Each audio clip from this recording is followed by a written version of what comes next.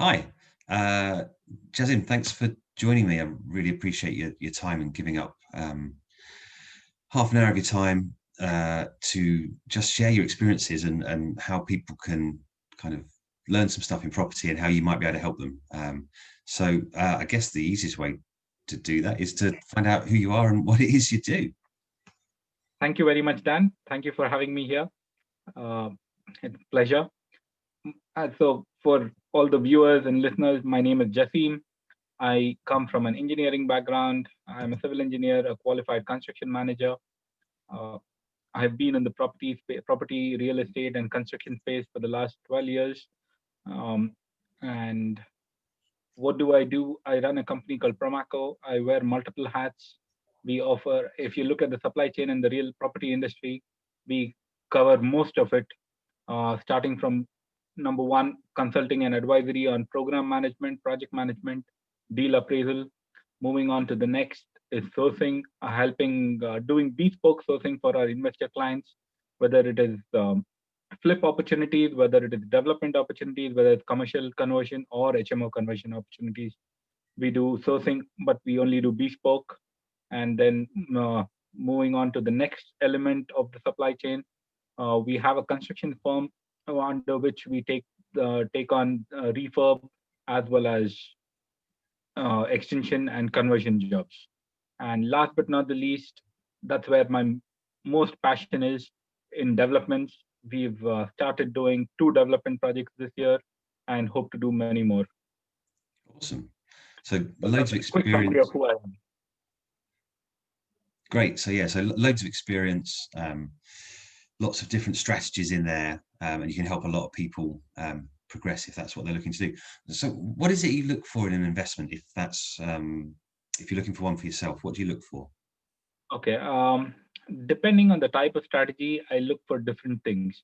Now, for example, if I'm looking at a HMO conversion, I try and see how much can how much money am I leaving in the deal. When I look at HMO, for me it is buy, refurbish, refinance, and rent and refinance. That's what strategy I look at when I'm looking at an HMO. So after doing a refinance, how much money do we leave back in the deal? Ideally, it should be minimum, or even if we are leaving any money in the deal, can we make that money in 1 year or 2 years? If it is 1 year, the return is 100%. If it's 2 years, it's 50%. So anything greater than 50% return on the money left in the deal, I'm happy as far as HMO conversions are. If we are doing a development deal or a commercial conversion deal, then we look at profit as a percentage of the GDV. It should be anywhere over 22 to 25%. Okay. So And the parameter for flip opportunity is slightly different. We don't look at in a flip, we don't look at profit as a percentage of GDV or profit as a percentage of cost, but we look at how much profit are we getting in comparison to how much money are we expected to invest into the opportunity. okay. So if you're making like for example, a flip can be done within 6 months, and the say you invested 50 or 60,000, and if you're making anything over 15,000, that's 25% of the money invested into the deal is a good deal for us. Excellent. And what are some of the ways that you can add value into a project like that?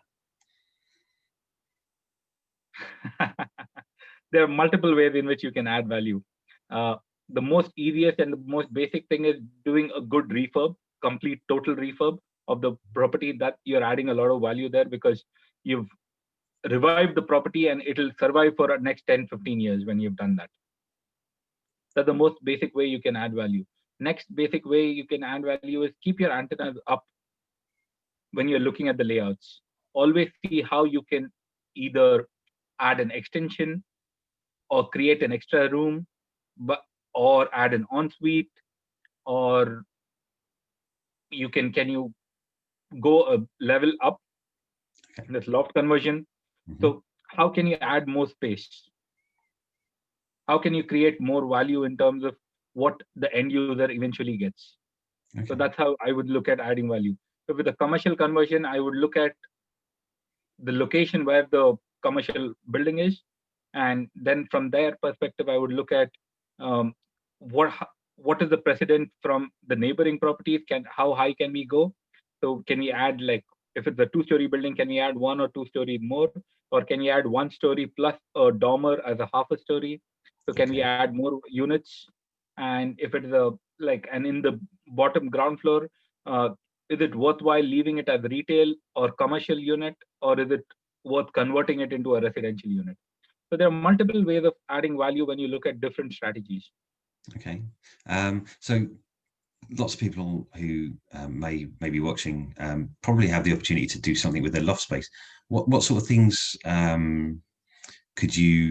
would that entail, and how long would that kind of adding value by doing like a dormer or doing something with their loft space? What sort of length of time should people think about leaving for that, from the day that someone like yourself as a part of a build team could start on the project for them? If you're looking at a dormer conversion, you're looking at a minimum of a 10-week timeline, bare minimum. It could go to, depending on the extent of the works to be done, it could go even up to 16 weeks. Okay. So in terms of time, that's what you need to leave. And in terms of one more thing that you should remember while you're doing a dormer is you need to be sure about what is the height between your ceiling and the roof line. Is that sufficient? Because for anything to be a livable space, you need to have minimum height, and the national space standards dictate that height to be, in some cases it is a little over 1.8, and in most cases it is 2.1 meters.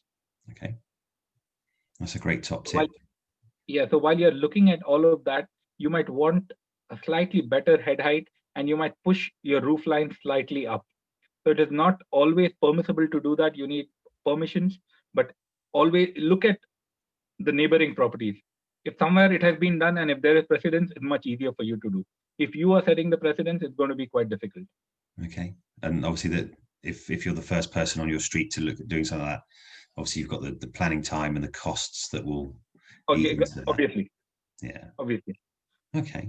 If someone was to come to you to do a project, whether that was an extension or a full refurb or a dormer, what sort of things would help you as a contractor to help them understand the process or understand how you come to the end result and the pricing? What kind of things would really help you out? There are two things over here, Dan.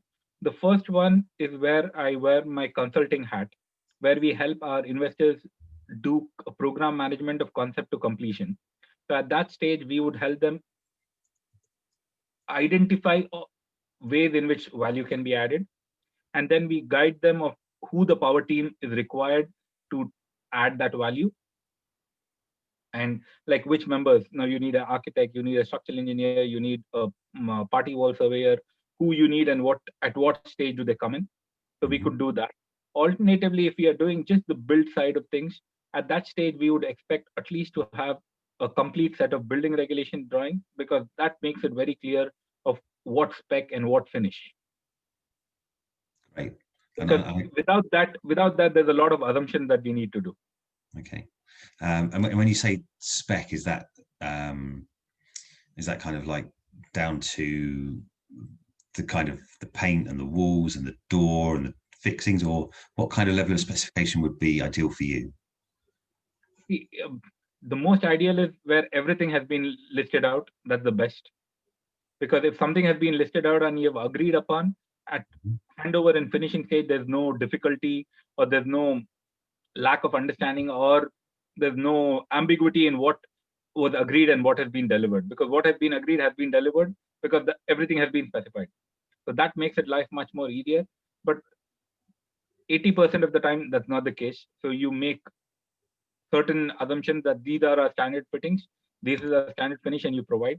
When I say specification and details, I'm referring to what type of structure, the structural design, how much cavity insulation, what kind of outside roof tiles. Are we talking about slate? Are we talking about cement tiles?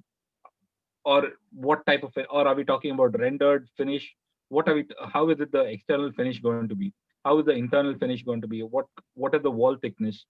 So I'm talking more in terms of a structural detailing rather than cosmetic detailing. Okay, awesome. So what would be one top tip that you could share with an investor who maybe is looking at a property for the first time, and then is thinking, oh, there's some options here, but what would one top tip be that would you share on helping people with making a first step? Making the first step and the easiest step is step out of the property, walk to the far end of the road. Like if this is the property line, walk to the far end of the road and look at the property, look at neighboring, look at right, left, so you know where exactly the roof height is and see what have they done. So that's something that you can do. Second tip, when you're buying a property, go into the garden, just raise yourself a little, look right, left, see if there some people have done extension or not. So basically that helps you define where is your building line. Okay.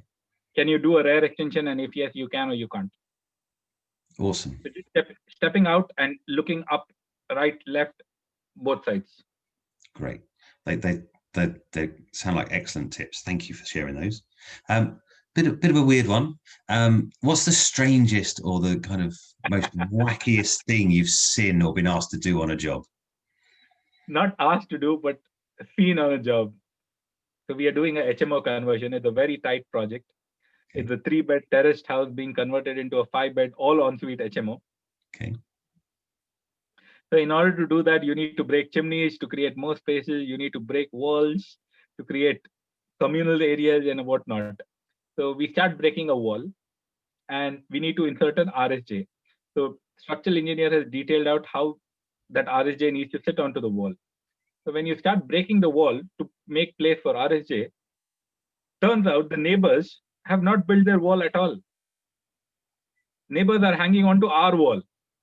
So literally, their kitchen units are onto our side of the wall. There's no wall on their side. Wow.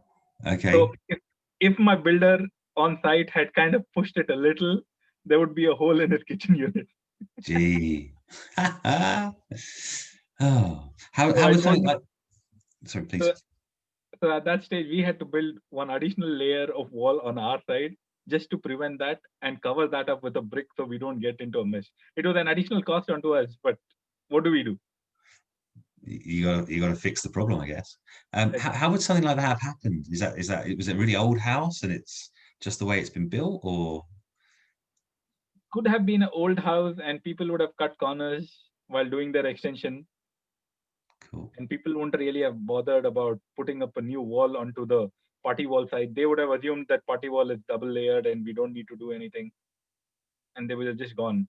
And we, like this property, the landlord also bought this property much later. While she bought it, there was already a rear extension. So she doesn't know how it happened. Wow. That's a great story. Thanks for sharing it. Jasim, thank you for your time. If someone wants to get in touch with you and help out, how do they do that? And I'll if it's okay with you, I'll put that in the comments on the YouTube channel here. The best way to reach me is on WhatsApp. The number is 07467988489. Alternatively, you can look me up on Facebook, LinkedIn by my name Jasim Khazi, and you should be able to find me there. I will send Dan a separate link to my digital business card, which he can put in the comments section, and you can look me up from anywhere over there. Brilliant. Jasim, just so people know, what sort of areas do you cover? I live in Leeds. I'm happy for a 2-hour driving distance. So I cover anywhere between Leeds to Northampton on M1, right and left. Brilliant. That's awesome. Yeah. Jasim, thank you so much for your time. It was a pleasure. Thank you, Dan. Pleasure being here. Love the story. The story was excellent. I really enjoyed that. So thanks very much. Enjoy the rest of your day. You too. Take care. Cheers.